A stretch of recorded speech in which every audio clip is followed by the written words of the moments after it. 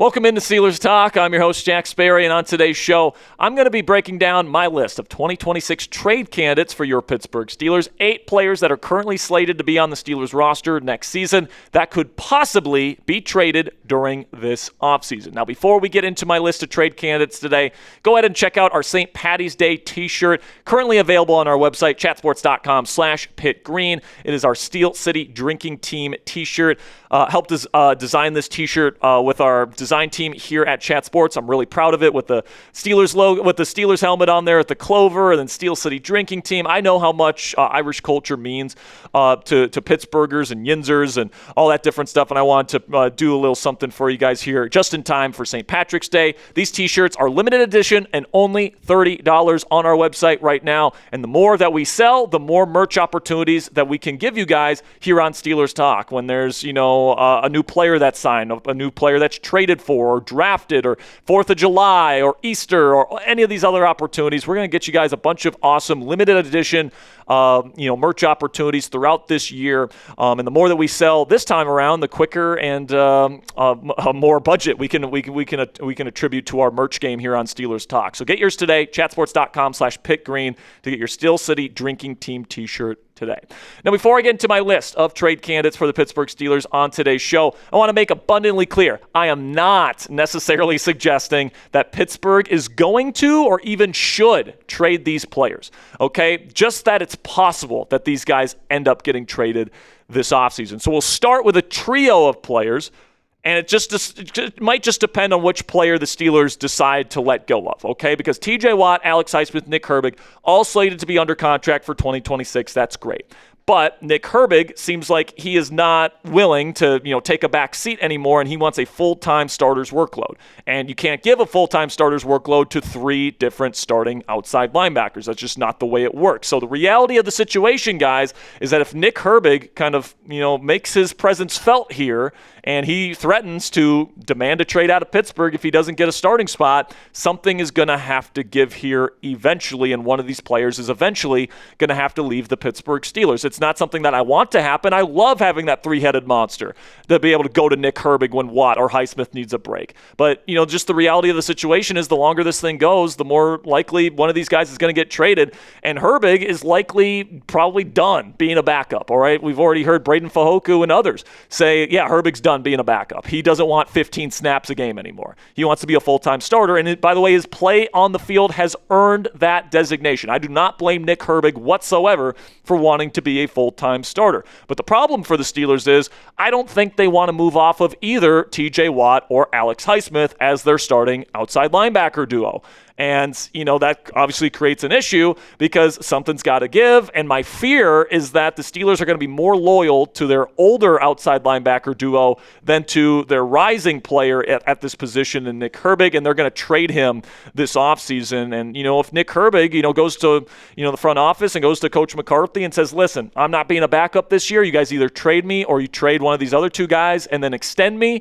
I think that the choice for Omar Khan, who has said that he wants TJ Watt to be a one-helmet guy, and Mike McCarthy, who probably doesn't want to trade the biggest name on his defense, is probably going to decide to trade Nick Herbig elsewhere, which I think would be a mistake for the Pittsburgh Steelers. I would personally trade TJ Watt. Now, I don't like saying that. I've got, a piece of wall art of TJ Watt in my studio here at Chat Sports Studios. I love TJ Watt, but he is the oldest, the most expensive, and the least effective player on the field at this point in time between these 3 gentlemen. All right, look at the cap hits. Right now, TJ Watt is taking up quarterback levels of the cap, $42 million per season. And if you're going to be making that kind of money, Myles Garrett level money, Micah Parsons level money, my opinion, to justify that, you have to be on that level. And TJ Watt just simply wasn't on those guys' level this year, especially Myles Garrett. And you take a look here at the production and the pressure numbers, and I understand TJ Watt gets chipped. I understand that TJ Watt gets doubled. Guess what? You pay a guy $42 million to still win despite that. All right, that is why he makes the money that he makes, yet he's only got a 10% pressure rate compared to Nick Herbig's 13.7 and Alex Highsmith's 14.5. So I look at TJ Watt, man, And I see the oldest, I see the most expensive, and I see the least effective player in this trio. And I think, he's probably the right guy to probably let go of if push comes to shove during this offseason. And listen, man, you might be saying at home, but Jack, what happens if TJ Watt's out and isn't taking up those double teams and isn't getting the attention? Well, we kind of got to look at what that looked like this year when Watt was dealing with his collapsed lung situation, and Nick Herbig and Alex Highsmith were keeping this defense afloat week after week. And in fact, you can make an argument that the defensive numbers and the way that they were producing without Watt on the field was actually better than when he was on the field. The defense did not skip a beat when TJ Watt was injured during this past season. So sometimes the correct choice isn't always the one that's easy, okay? And, this is a cutthroat business, and sometimes you got to make tough decisions for the betterment of the team. And personally, I don't want to see TJ Watt go. I love TJ Watt. I consider him a Steelers legend. But, TJ Watt is also the oldest, most expensive, and least productive out of these three guys. And if you're trading a 24-year-old budding potential star edge rusher in Nick Herbig to keep a 31-year-old super expensive TJ Watt on your roster, I think that'd be a massive mistake from the Pittsburgh Steelers, but it's probably the mistake that they'll end up making this offseason. So pick one to trade for me down there in the comments. Would you trade TJ Watt, type TJ, type Alex Highsmith, or type AH if you want Alex Highsmith to be traded, or type NH for Nick Herbig? Let me know what you guys think down there in the comment section. For today's pinned question, just a second here, I'm going to tell you about our sponsor today at Harry's. Well, I tell you about Harry's. Make sure you get down there and let me know which edge rusher you would trade if you had to trade one this offseason. And with that, let's have a word from our sponsor today at Harry's. And before I switch to Harry's, guys, I was just a high school and college kid that had no money, and I couldn't afford the more premium men's grooming products, but I was tired of the bargain brand razors that irritated and even cut my skin. That's where Harry's comes in, and I haven't looked back since. Harry's newest product, Harry's Plus, is their most advanced razor ever, and it's still cheaper than Gillette Fusion 5. Harry's Plus has an advanced pivoting system to reach every corner of your face, refined blade tech for a closer, smoother shave, and a weighted metal handle, which is Harry's heaviest handle ever for added control and comfort. But the best part about Harry's Plus is how affordable it is. Harry's owns their own world-class blade factory in Germany, which means no outsourcing and no middlemen to drive up their prices. Because Harry's controls the entire process from steel to shelf, they can keep costs low and pass the savings on to you without sacrificing quality. And if you don't love your shave, Harry's is going to make it right with you, no questions asked. Their risk-free trial means there's zero downside to giving them a shot. So for a limited time only, our listeners can get the Harry's Plus trial set for only $10 at harrys.com/chat. This set includes the all-new Harry's Plus razor, run-and-fine 5-blade cartridge, a 2-ounce foaming shave gel, and a travel cover to protect your blades on the go. Just head on over to harrys.com/chat to claim this offer, and after you purchase, they'll ask where you heard about them. Please support our show and tell them that we sent you. And a big thank you to Harry's for sponsoring today's edition of Steelers Talk. Moving on our list here, we'll include Patrick Queen on our list of potential trade candidates for the Pittsburgh Steelers this offseason. And honestly, the Pittsburgh Steelers may just end up cutting Patrick Queen. Now, the thing is, you save the same amount of money against the cap, $13.3 million, whether you trade or cut Patrick Queen. So if you can trade him, why wouldn't you? Like, if you can get an additional day 3 draft pick for Patrick Queen, why wouldn't you do that instead of just letting him hit the open market? Other than maybe he gets a big contract somewhere else and you get a conditional pick in 2027. That's a possibility. But, you look at Patrick Queen's production from last year, it wouldn't surprise me if they decide to let him go because he is one of the highest paid linebackers in all of football, but he was bottom 10 in overall PFF grading. All right, he was bottom 20 in run defense grade last year, bottom 5 in coverage grade among linebackers, right? His pass rush is pretty good. He's actually a really good blitzer. It's the one thing that he's done at a really high level since he's been here in Pittsburgh, but he was top 10 worst in missed tackle rate with over 20% of his tackle attempts being missed last year. And that's certainly not good enough.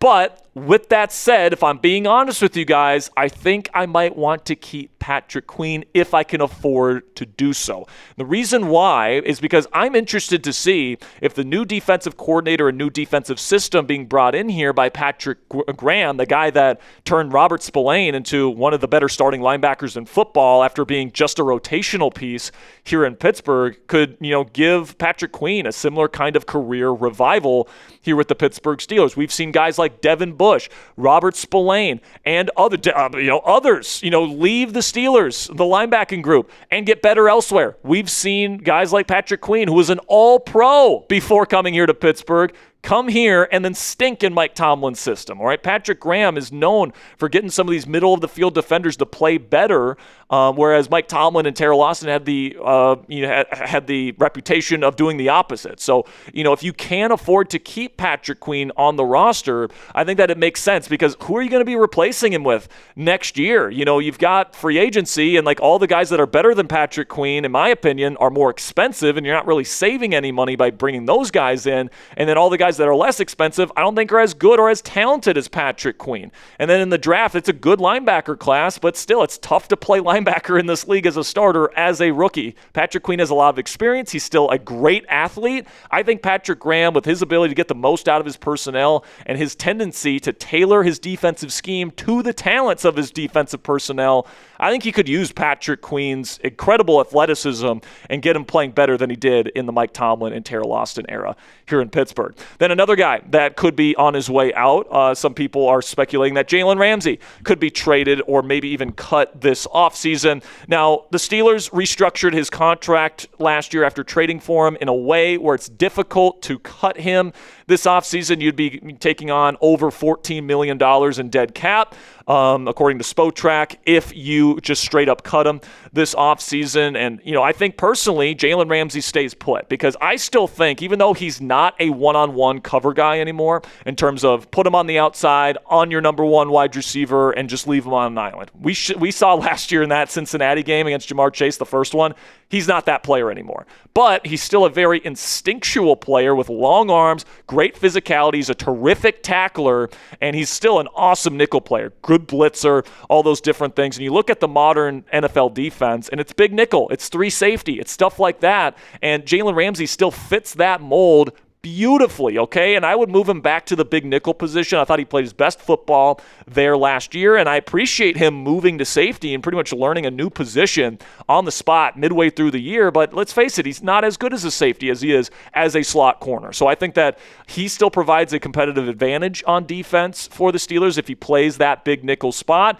Is he going to last forever in this league? No, he is aging. He is decreasing as a player, but he's still a pretty darn good football player, guys, and I think he can help the Pittsburgh Steelers win football games next year. Then we get to Roman Wilson, a wide receiver, obviously, who was taken with the expectation that he was eventually going to be a starter here in Pittsburgh, and just hasn't played all that much in his first 2 years. He got benched last year for Adam Thielen and MVS, who were benched at other places. All those different things. And if Aaron Rodgers comes back and he doesn't like Roman Wilson as a receiver, and I think one of Roman's issues is he has a tough time timing his routes. And what I mean by that is that sometimes, you're in like the fourth or fifth guy in a progression, and you got to time your route up so that when you're breaking, you're coming open at the fourth or fifth progression. And Roman just runs full speed through every single route, and sometimes he rushes, and I think Rodgers doesn't like that. So I think if Rodgers comes back, it's possible Roman is like, I'd prefer to be traded. And, maybe somebody, spends a day 3 draft pick on him. The Steelers get an additional day 3 pick. But skill set wise, I still think Roman Wilson could still be a contributor as maybe a future wide receiver 3. He's got a very similar skill set to Randall Cobb and to Brandon Cooks, two guys that have had a lot of success in the Mike McCarthy offense. People forget Brandon Cooks had a very productive season with the Cowboys back in 2023.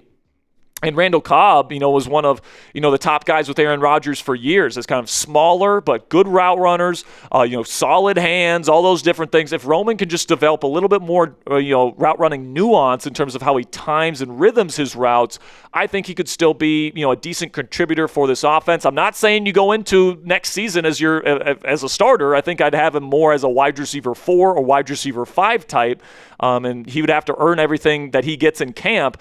But the skill set's there. There's a reason why he was taken as high as he was. And I don't know if it's time to necessarily give up on Roman Wilson at this point in time. So what say you guys? Let me know down there in the comments section. Have you completely and utterly lost faith in Roman Wilson at this point after 2 lackluster seasons? Give me a yes or a no down there in the comment section to let me know what you guys think down there in the comments. And then we'll finish up here our trade candidates list here on Pittsburgh Steelers Talk with our next name here, which is Jonnu Smith. And, this is one of those guys where if you can trade him away, because if you can find a sucker to take the guy that was dead last in yards per route run, not just this past season in the NFL, but over the last 6 seasons in the NFL, I mean, God bless those guys. I mean, goodness gracious, this guy, I'm sorry, man. You guys know how I feel about Jonnu. I'm not trying to be mean to him, but like, he was this year's Van Jefferson. Like, he was the guy that was brought in that was supposed to be a huge piece of this offense that did nothing for us this year. He was an every down starter for the Steelers offense essentially this year.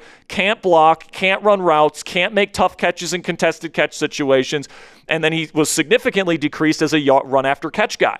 So I don't know if there's any team out there that would want him on their football team in terms of trading for him and trading draft capital in exchange for Jonnu Smith. I think he just ends up being cut. But from the Steelers' perspective, if you can trade Jonnu Smith, absolutely they should. Then they get to, now I'll get to the final trade candidate here. And I don't think Broderick Jones gets traded, guys, but it's an interesting possibility because I thought Dylan Cook earned himself the starting left tackle job this year. And it's very possible the Steelers kick Broderick into guard. I think he would be a pretty decent guard in the National Football League, and that'd be an interesting experiment to see what they decide to do with him. Because of that, I kind of doubt that they will trade him, and I'm actually expecting the Steelers will probably have some sort of left tackle competition next year in camp between Broderick and Dylan Cook, who are both under contract next year, by the way. However, starting left tackles in this league that, have first-round pedigree and still have some upside to them are worth something on the trade market. So if there's somebody that's offering me a pretty decent draft pick to make Broderick Jones their next left tackle, I'm considering that, okay? And left tackles don't just grow on trees. And Broderick, wasn't phenomenal this year, but he did get better, and he has gotten better in each of his 3 seasons. So it's possible that a team out there is willing to take a chance on Broderick Jones. I personally think they're going to keep him around for another season, the Steelers, that is, but it's definitely an interesting possibility if somebody's willing to pay the proper price for Broderick Jones. But this is my list here of 2026 trade candidates for the Pittsburgh Steelers here, guys. Just to recap, we got TJ Watt, Alex Highsmith, and Nick Herbig. Probably just one of those guys gets traded, if any of them do. Patrick Queen is an interesting conversation. Jalen Ramsey probably stays put, but if somebody really wants a big nickel player, is willing to give up a decent draft pick for him, I could see him getting moved. Roman Wilson, if he doesn't want to play with Rodgers anymore, could be dealt. Jonnu Smith, if we can find a sucker to take him. And then Broderick Jones, if we want to commit to Dylan Cook. And there's a team out there willing to pay for Broderick Jones. So predict it for me down there in the comment section. Which Steelers player will surprisingly not be on the team next year? Let me know your guys' prediction down there in the comment section. Let me know what you guys think. And that'll be it for today's edition of Steelers Talk by Chat Sports. Thank you guys so much for joining me here today. I will catch you guys next time. And until then, here we go, Steelers.